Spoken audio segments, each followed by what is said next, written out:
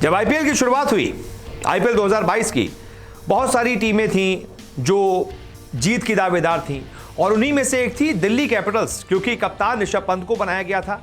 Mega auction में अच्छे अच्छे खिलाड़ियों को चुना था। उसके बाद ये उम्मीद जगी थी कि दिल्ली कैपिटल्स इस सीजन अच्छा करेगी। ऋषभ पंत कैप्टन हैं, बड़े तगड़े तगड़े खिलाड़ी इस टीम में उनके साथ जुड़ गए हैं, तो इस टीम को एक दमदार टीम माना गया। लेकिन हुआ क्या?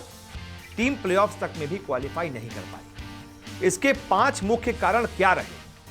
अलग अलग वजहें हैं, 5 वजहें हैं जिनकी वजह से डीसी क्वालिफाई नहीं कर पाई। तो ये 5 मुख्य वजहें कौन कौन सी हैं, एक एक करके उस पर नजर डाल लेते हैं। सबसे मुख्य वजह है कप्तान, बल्लेबाज और विकेट कीपर के रूप में ऋषभ पंत का फेल हो जाना। ऋषभ पंत को टीम इंडिया का फ्यूचर कैप्टन माना जाता है। वो तो अब अगली सीरीज में टीम इंडिया के T20 सीरीज के वाइस कैप्टन भी बन गए हैं। युवराज सिंह जैसे दिग्गज तो उन्हें 24 साल की उम्र में टेस्ट टीम की कमान सौंपने की बात कह चुके हैं। ऐसे में आईपीएल के दौरान उनका बर्ताव, कप्तान के तौर पर दबाव न झेल पाना दिल्ली कैपिटल्स को भारी पड़ गया। राजस्थान के खिलाफ आखिरी ओवर में रोबमन पॉवेल 3 छक्के लगा चुके थे। अगर वो 3 छक्के और लगा देते तो टीम जीत जाती। इसी बीच अंपायर ने हाइड की नो बॉल नहीं दी। पंत ने अपने दोनों बल्लेबाजों को विरोध स्वरूप मैदान से बाहर आने का इशारा कर दिया।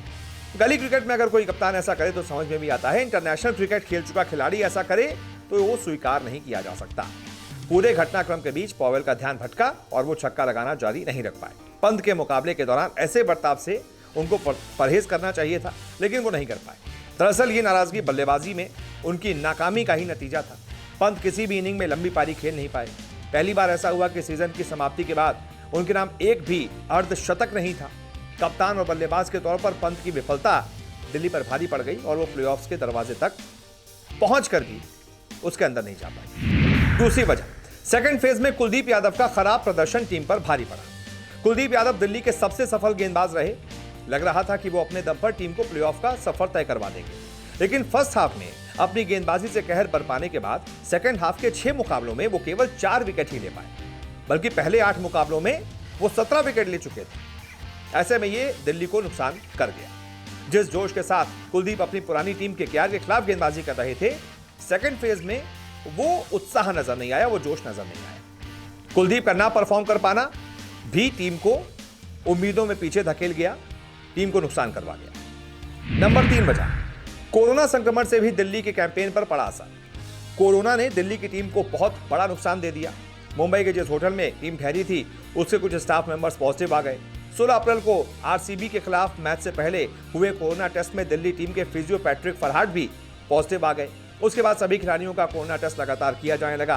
दिल्ली के खिलाड़ी Mitchell Marsh antigen test positive में आए। उसके बाद उसी दिन उनका 2 बार आरटीपीसीआर टेस्ट भी हुआ। पहली रिपोर्ट निगेटिव आई, लेकिन दूसरी रिपोर्ट फिर से पॉजिटिव आ गई। देर रात उन्हें अस्पताल में एडमिट कराया गया। मार्श के अलावा दिल्ली टीम के एक डॉक्टर, एक सोशल मीडिया टीम के मेंबर और मसाज थेरेपिस्ट भी कोविड संक्रमित हो गए और इसी के चलते पूरी टीम को क्वारंटाइन रहना पड़ा।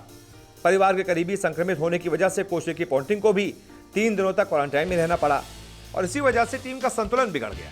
टीम की जितनी भी लय थी वो बिगड़ गई। टीम की लय पटरी से उतर गई। नंबर 4 वजह, पृथ्वी शॉ का कुछ अहम मुकाबलों में न खेलना दिल्ली के प्लेऑफ की उम्मीदें तोड़ गया। दिल्ली हमेशा से पृथ्वी शॉ को बतौर ओपनर देख रही थी। कई दिग्गज खिलाड़ियों के बजाय मैनेजमेंट ने पृथ्वी शॉ को मेगा ऑक्शन से पहले रिटेन करने का फैसला किया।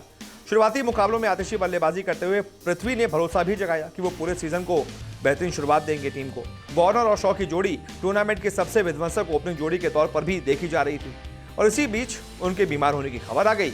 अस्पताल से पृथ्वी की कुछ तस्वीरें वायरल हुई और बदले में जिस केएस भरत को ओपनिंग का जिम्मा सौंपा गया वो पूरी तरह से नाकाम रहे। वार्नर ने जरूर अकेले टीम की बैकडोर संभालने की कोशिश की, लेकिन सामने से उनको सपोर्ट नहीं मिल पा रहा था। इस वजह से भी दिल्ली कई मैच पृथ्वी शॉ के न होने के चलते हारी। और आखिरी और 5वीं वजह, रबाडा के बजाय रिटेन किए गए नोकिया का अच्छा प्रदर्शन नहीं।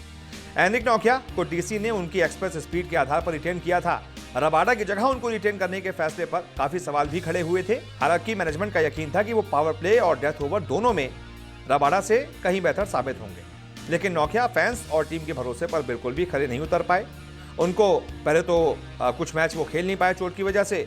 उसके बाद जब मैच भी खेले तो गेंदबाजी में वो लय दिखाई नहीं दी।